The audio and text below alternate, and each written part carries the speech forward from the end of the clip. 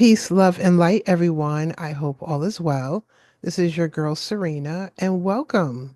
Welcome to another edition of Poetry, Publishing, and Literary Artistry.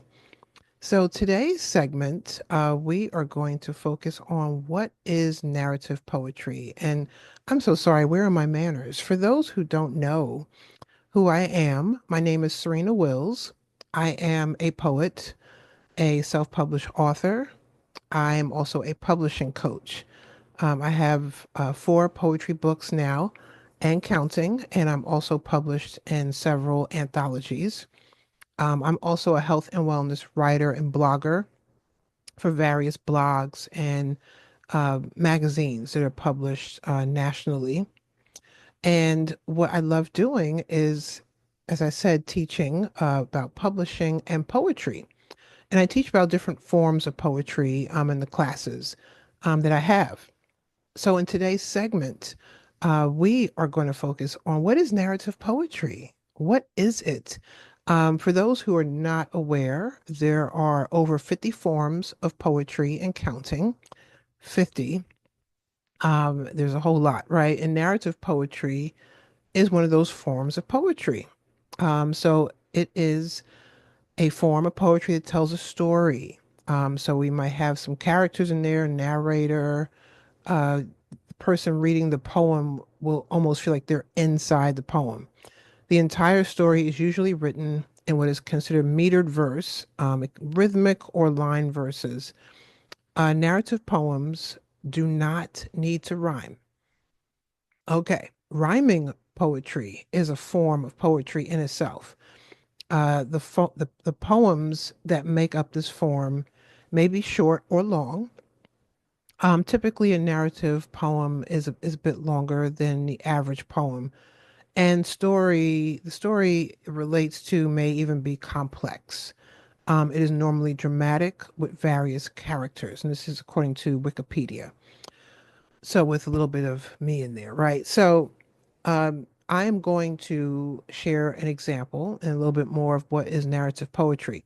When I teach my poetry classes, I love to kick off with different poets that I've grown to love, those that I would love for people to be more aware of, and some who never heard of them. I actually work with a local high school with the poetry club and introduced them to these poets.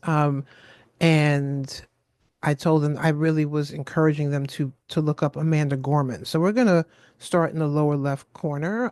Who is Amanda Gorman? For those who don't know, she is the first youth poet laureate, national youth poet laureate in the United States. So she just made history. She broke ceilings. She's the first. She actually read a beautiful poem at the inauguration of former President Biden and VP Kamala Harris called The Hill We Climb. And she writes children's books. She is really a voice of the generation. So definitely check out Amanda Gorman. Who is Juan Felipe Herrera? So he is the 21st United States Poet Laureate. And I may have to come back and do a segment on who was a poet laureate. What, how can I be a poet laureate? Where are they? Different states have poet laureates, different cities. The area where I live at, we have a poet laureate here. So yeah, he was the 21st. He's also an author, cartoonist, and an activist. Then we have Jill Scott. Who is Jill Scott? Oh yeah. She is, for a lot of people know her as the incomparable singer, writer. Her just vocals, like the just when you're in a room listening to her online, wherever you are, it's just her voice goes. It just fills beyond the room, surpasses the walls. What some people don't know about Jill Scott is that she started off as a poet, and she actually has it in one of her live recordings that she started as a poet, she will die as a poet. She's always a poet. And a lot of her songs were birthed from her poems. How about that? Then we have the last poets. Who are the last poets? They were founded on May 19th, 1968. For those who don't know what May 19th is, that is the birth date of the great late Malcolm X. They were founded in what is now known as Marcus Garvey Park in East Harlem, New York.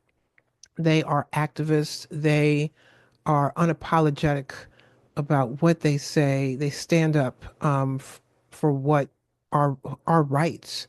And still to this day, you can Google the last poets. They are still performing different venues and whatnot. So I remember my mom telling me how she once saw the last poets in New York. She saw them and Nikki Giovanni and Sonia Sanchez. I just, and she was just going on and on and on. So let's go into more of what is narrative poetry, but just wanted to introduce y'all to some poets for those who may not know who they are, or you're like, oh, okay, I didn't know about Jill Scott writing poetry, or, and hopefully y'all will look them up and find out more about them and support them. So, various ways you can write narrative poetry. There's all kinds of ways. The one form I love to write narrative poetry in is free verse. I just like to write the story.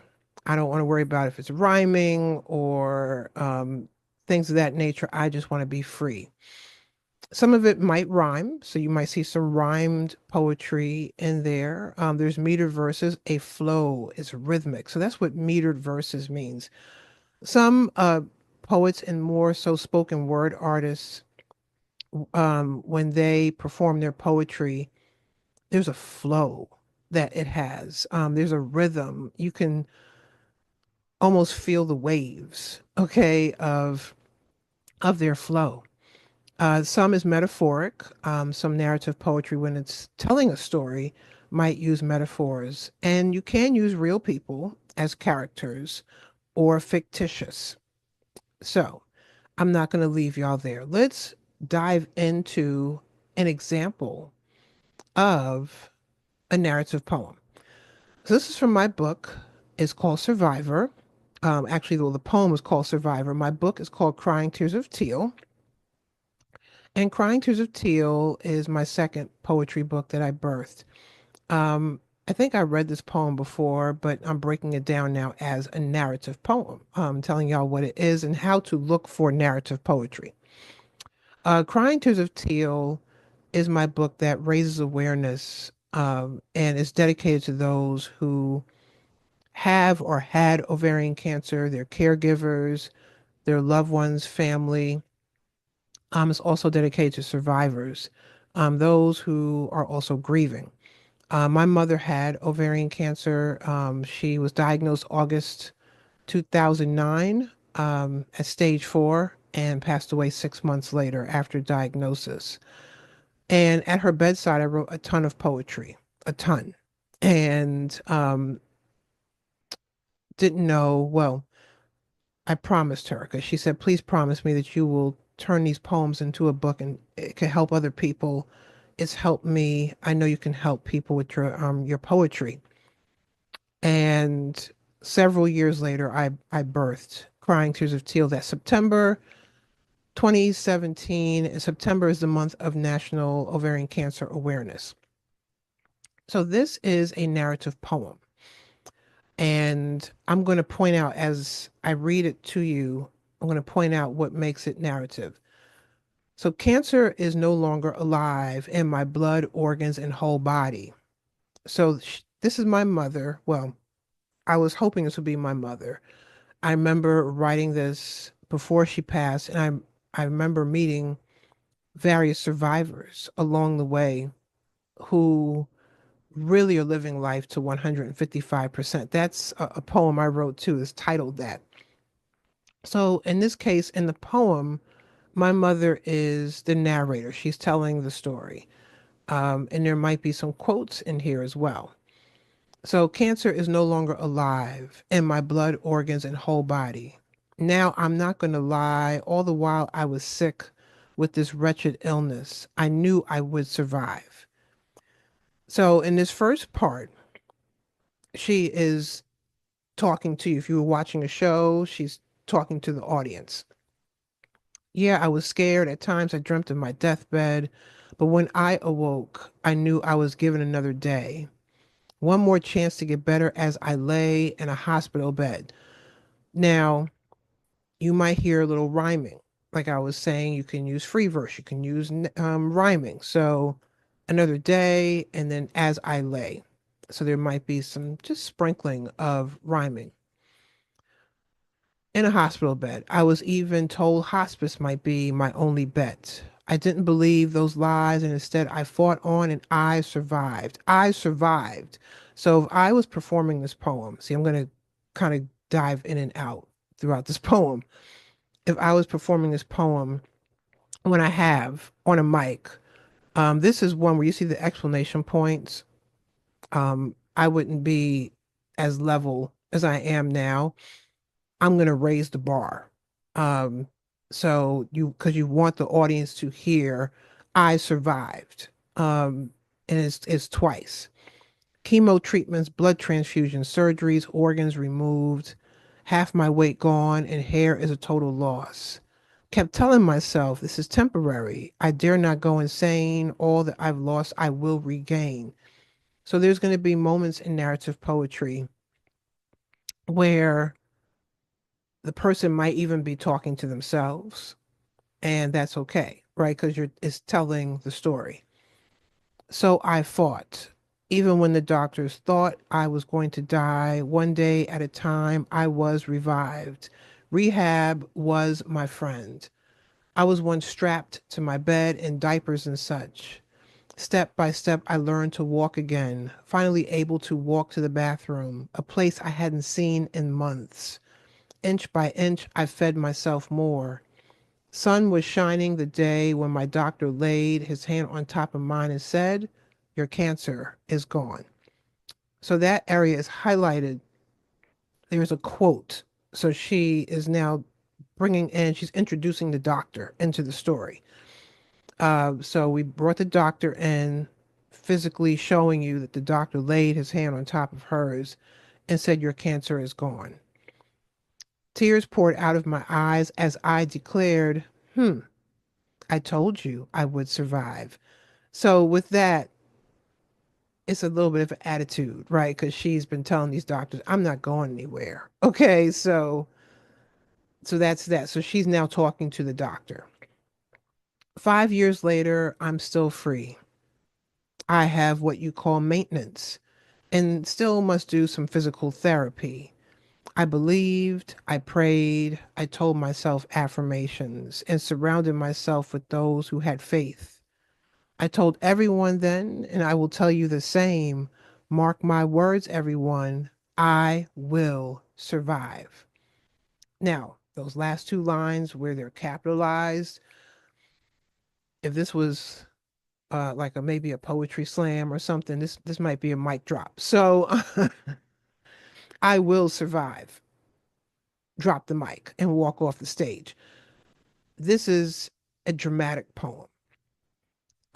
You're really feeling um, you're feeling the emotions. You are feeling what they are going through.